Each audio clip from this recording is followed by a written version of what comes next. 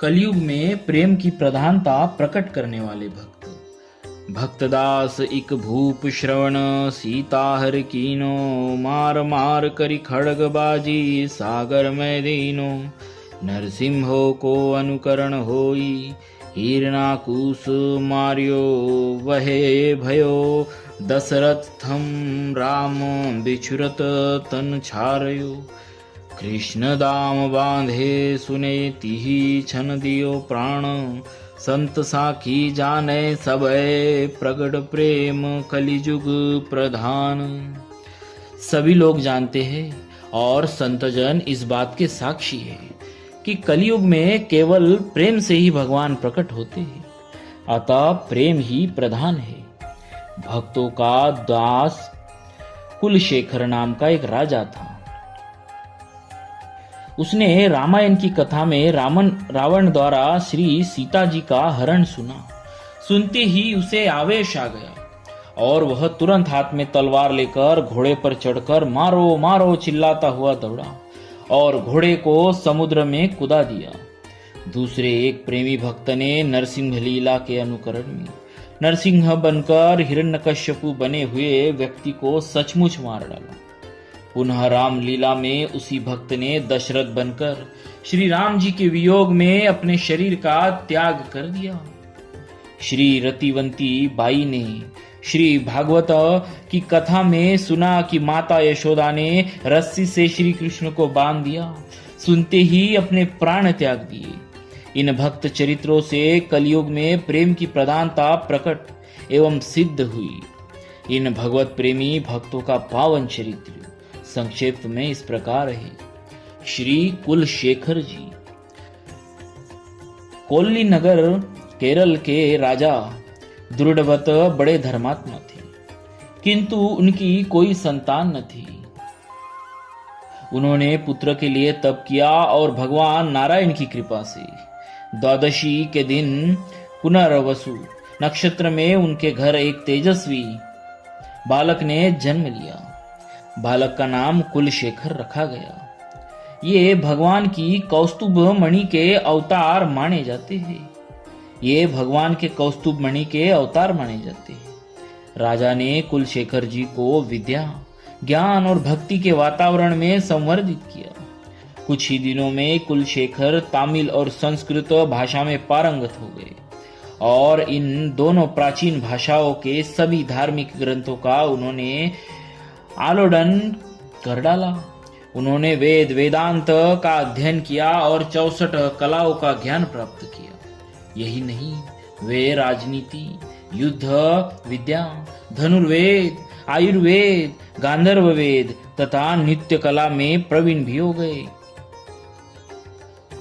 जब राजा ने देखा कि कुलशेखर सब प्रकार से राज्य का भार उठाने में समर्थ हो गए हैं, तब कुलशेखर को राज्य देकर वे स्वयं मोक्ष मार्ग में लग गए।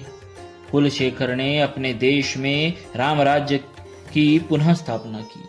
प्रत्येक गृहस्थ को अपने अपने वर्ण और आश्रम के अनुसार शिक्षा देने का समुचित प्रबंध किया। उन्होंने व्यवसायों तथा उद्योग धंधों को सुव्यवस्थित रूप देकर प्रजा के दारिद्र्य को दूर किया। अपने राज्य को धन, ज्ञान और संतोष की दृष्टि से एक प्रकार से स्वर्ग ही बना दिया। यद्यपि वे हाथ में राजदंड धारण करते थे, पर उनके हृदय ने भगवान विष्णु के चरण कमलों को दृढ़तापूर्वक पकड़ रखा था।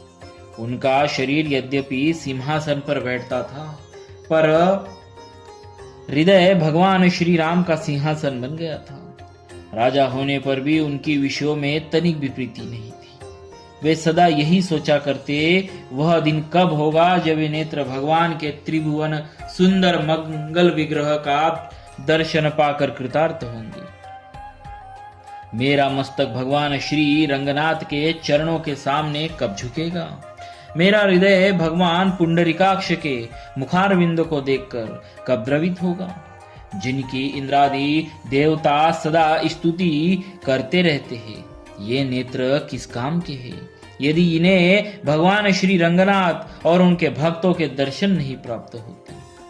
भक्त की सच्ची पुकार भगवान अवश्य सुनते हैं।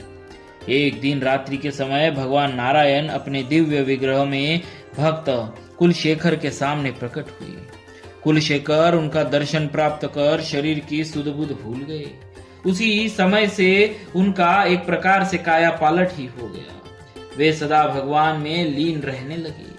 उनका सारा समय सत्संग, कीर्तन, भजन, ध्यान और भगवान के अलौकिक चरित्रों के श्रवण में ही व्यतीत होता।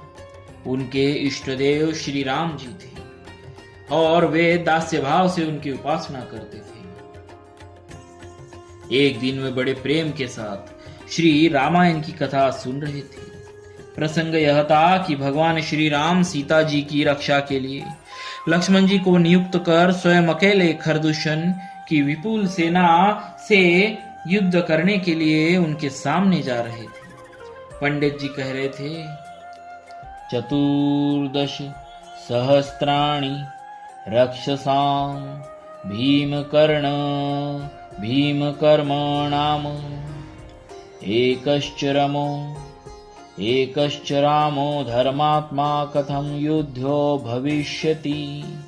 अर्थात धर्मात्मा श्री राम अकेले 14,000 राक्षसों से युद्ध करने जा रहे हैं। इस युद्ध का परिणाम क्या होगा? कुलशेखर कथा सुनने में इतने तन्मय हो गए कि उन्हें यह बात भूल गई कि यहाँ श्री रामायण की कथा हो रही है। उन्होंने समझा कि भगवान वास्तव में खरदूषण की सेना के साथ अकेले युद्ध करने जा रहे हैं। यह बात उन्हें कैसे सही होती? वे तुरंत कथा में से उठ खड़े हुए।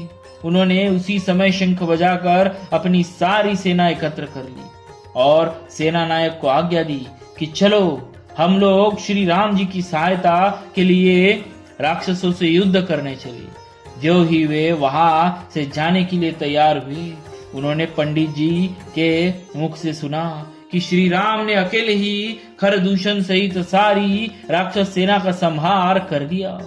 तब कुलशेखर को शांति मिली और उन्होंने सेना को लौट जाने का आदेश दिया। भक्ति का मार्ग भी बाधाओं से शून्य नहीं है।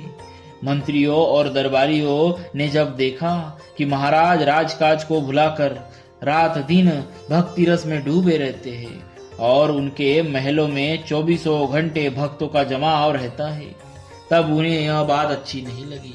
उन्होंने सोचा कोई ऐसा उपाय रचना चाहिए जिससे राजा का इन भक्तों की ओर से मन फिर जाए, परंतु यह कब संभव था? एक दिन की बात है, राज्य के रत्न भंडार से एक बहुमूल्य हीरा गुम हो गया। दरबारियों ने कहा, हो न यह काम उन भक्त नामधारी धूर्तों का ही है। राजा ने कहा, ऐसा कभी हो नहीं सकता।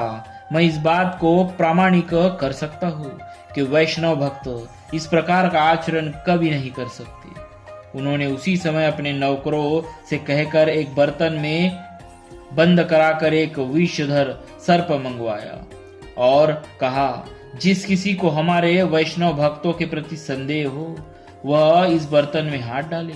यदि उसका अभियोग सत्य होगा तो सांप उसे काट नहीं सकेगा।